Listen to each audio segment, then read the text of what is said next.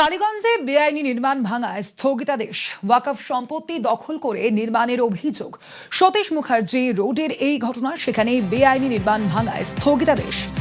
টালিগঞ্জে বেআইনি নির্মাণ ভাঙায় স্থগিতাদেশ। অর্ণব রয়েছেন প্রতিনিধি ফোন লাইনে।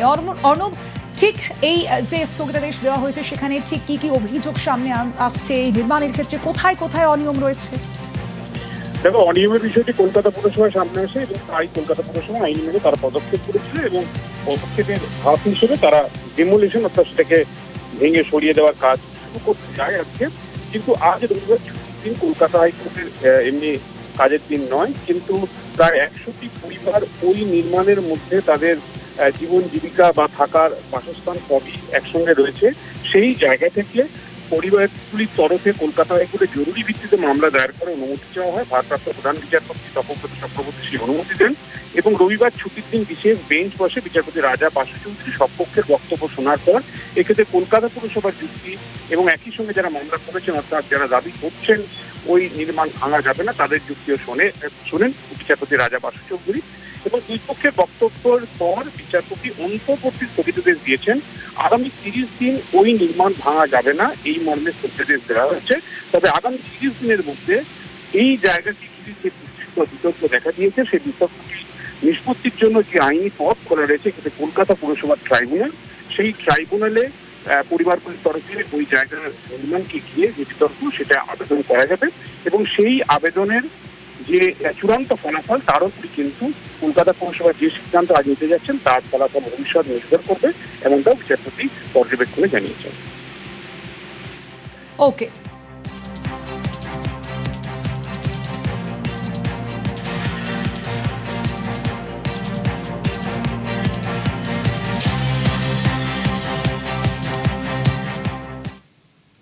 আর এবার নজর রাখবো খেলার খবরের দিকে। ডুরান্ডের ফাইনালে মেগা ফাইট, ছুটির বিকেল, অবশ্যই রবিবারের বিকেলে ডার্বি ডুয়েল, মুখোমুখি মোহনবাগান ইস্ট বেঙ্গল। ডুরান্ডের ফাইনালে মেগা ফাইট এবং সেখানেই আজ মুখোমুখি ইস্ট বেঙ্গল এবং মোহনবাগান। আমরা জানি এই চিরাচরিত যে প্রতিদ্বন্দ্বী যে দুই দল মোহনবাগান এবং ইস্ট বেঙ্গল, এর খেলা নিয়ে উত্তেজনা থাকে।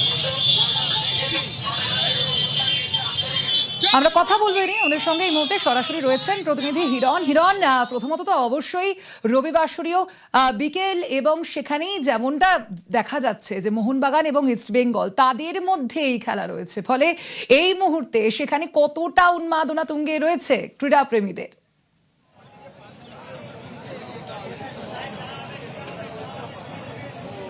দেখো, ঘড়ির কাঁটা বলছি আর মিনিট 5 থেকে 7 বাকি কিক অফ হতে, অর্থাৎ খেলা শুরু হতে।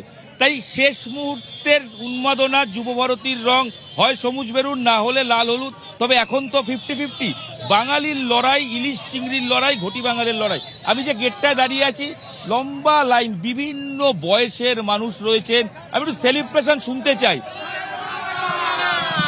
দেখো, এই ছবিটা বিভিন্ন বয়সের মানুষ রয়েছেন, মহিলার উপস্থিতি রয়েছেন এবং তাদের সেলিব্রেশনের এই উন্মাদনা আজকের দিনে অন্য কিছু বাদ, একদম সবকিছু বাদ দিয়ে এখানে খেলা দেখা মহিলা ফ্যানদের। এবং অবশ্যই আমি এই ছবিটা দেখাতে দেখাতে এগোবো।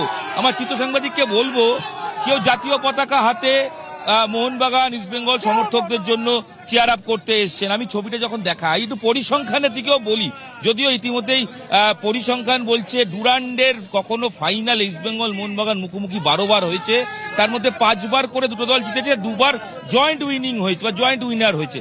এবারে ডুরান্ডের প্রথম ম্যাচ জিতেছিল মোহনবাগান। ইস্ট বেঙ্গল ডুরান্ড জিতেছে এর থেকে আগে 2004 সালে, অর্থাৎ 22 বছর আগে। 22 বছর আগে ইস্ট বেঙ্গল ডুরান্ড জিতেছিল, অর্থাৎ 22 বছর পর ট্রফি জয়ের একটা হাতছানি। অন্যদিকে East Bengal coach Habas first 11-এ তিনি দুজন প্লেয়ারকে পাচ্ছেন, তাকে তিনি যেখানে খেলাচ্ছেন আমরা দেখতে পাচ্ছি। এখানে রশিদ খেলছেন এবং আরেকজন ফুটবলার ফরেনার খেলছেন, ডানি রামিরেজ খেলছেন। অন্যদিকে ম্যাকলারেনকে কোচ, মোহনবাগানের কোচ, গ্রিক কোচ, তিনি ম্যাকলারেনকে ফার্স্ট 11-এ রেখেছেন। আমি মোহনবাগান দর্শকদের ছবি দেখাচ্ছি। একটা জিনিস দেখো, এই যে একটা শিশু, সেও এসছে মা বাবার সঙ্গে, হয়তো ওর কাছে মোহনবাগান যে আবেগ বা ইস্টবেঙ্গল যে আবেগ, এটা তার পরিবার এখন থেকেই বোঝানোর চেষ্টা করছেন। অর্থাৎ বাঙালি হলে তুমি খেলা প্রেমী হলে তুমি হয় ইস্ট বেঙ্গল নালে মোহনবাগান হবেই। এটা হচ্ছে মোহনবাগান ফ্যানদের সমর্থকে আমি ছবি দেখালাম। আমি যদি একটু দেখি, এই আরেকটু দিয়ে যদি দেখাই যে আরো যারা আসছে, দেখুন জাতীয় পতাকা হাতে মাঠে প্রবেশ করছেন, সেই সেলিব্রেশন, সেই ছবি আমি চোখে পড়ছে দেখতে পাচ্ছি। মোহনবাগান সাপোর্টার রয়েছেন, Mohun Bagan fan, east Bengal fan, এবং দেখো ওই যে মানুষ তারা সেলিব্রেশনের মুডে রয়েছেন। আজকে 4-0 4 গোল 4-0 হবে হবে মোহনবাগান ফ্যান রয়েছেন, বয়স্ক মানুষ থেকে শুরু করে কম বয়সী সবাই। আমি আরেকবার গিয়ে দেখাই ছবিটা। আজকে প্রিয় মানুষ তার ডেস্টিনেশন কোনো জায়গায় নয়, সেটা অবশ্যই আমি এটা জিজ্ঞেস করি, আজকে তো রবিবার, একবার শুনুন, গার্লফ্রেন্ডকে নিয়ে খেলা দেখতে কেন? গার্লফ্রেন্ড চাইলো, প্লিজ কাম। এটা একটা বাঙালির আবেগ যে আমরা খেলা দেখতে আসবো। মানে আজকে তো ঘুরতে অন্য কোথাও যাওয়া যেতে পারে, না এটার থেকে বড় আর কিছু হতে পারে না। মানে মাঠেই প্রেম, একদম মাঠের প্রেম, ফুটবল প্রেম, সেটাই ছবি। আসলে এটাই হচ্ছে বাঙালির আভিজাত্য, বাঙালির ঐতিহ্য এবং বাঙালির ফুটবল আবেগ। তাই হৃদয় হয় লাল হলুদ, না হলে সবুজ মেরুন হবে, তবে দিনের শেষে জিতবে ফুটবল। ডুরান্ড ফাইনাল শুরু হওয়ার মুখে, পরিসংখ্যান বলেছে, আবারও বলছি, হাড্ডাহাড্ডি লড়াই, দুই গোলরক্ষকের লড়াই, দুজনেই টাই ব্রেকার পেনাল্টি সেভ করেছে সেমিফাইনালে। শেষ পর্যন্ত কে হাসে, শেষ হাসি তার অপেক্ষা। তবে হাবাসের মস্তিষ্ক আর কোচ, গ্রিক কোচ মোহনবাগান প্যানোসের, তার ট্যাকটিক্যাল লড়াইয়ের যুদ্ধে, স্নায়ু যুদ্ধে যে এগিয়ে থাকবে। মাঠ হাউসফুল, বাকিটা সময় উত্তর দেবে। স্বর্ণালী। ওকে